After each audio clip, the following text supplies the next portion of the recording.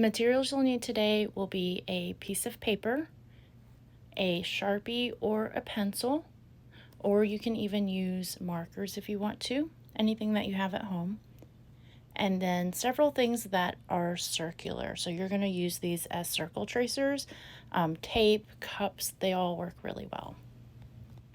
The next thing you're going to do is just trace some circles on your paper. So use any of your circular objects to trace your circles, or you can just freehand and draw the circles if you want to. And then the next circle, you want to try and have some of it or half of it overlapping the other circle. It usually looks better if you have a bigger one next to a smaller one. That way there's some contrast to your artwork. And it doesn't really matter how many circles you have. You do want to try and leave some white space in the background just to give it some more balance. And you'll see why once we get started with our Zentangles.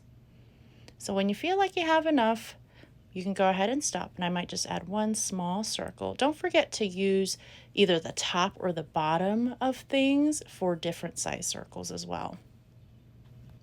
You may see some mistakes where you were tracing and it's not a complete even circle. Don't worry about that. Once you add Zentangles, a lot of times those just disappear and you don't even see them. But if you still see them at the end, we can always add a thicker line to hide it. Now you can start adding your Zentangles.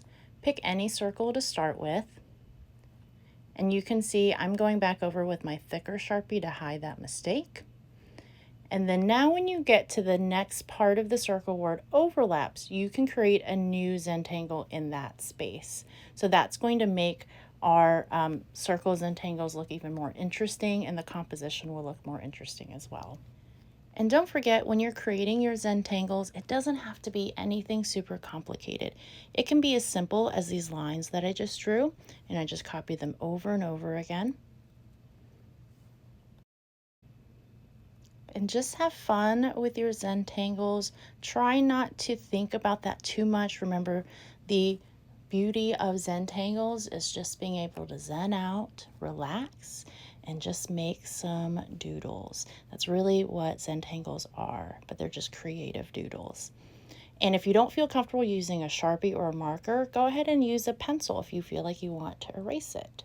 I like the challenge sometimes of using a Sharpie because when I make a mistake, I can find creative ways to fix it. So the goal of today's project is to create Zentangles in all of the circles that you created. You can add color if you want to. You can leave it black and white. It's completely up to you. I hope you have fun today.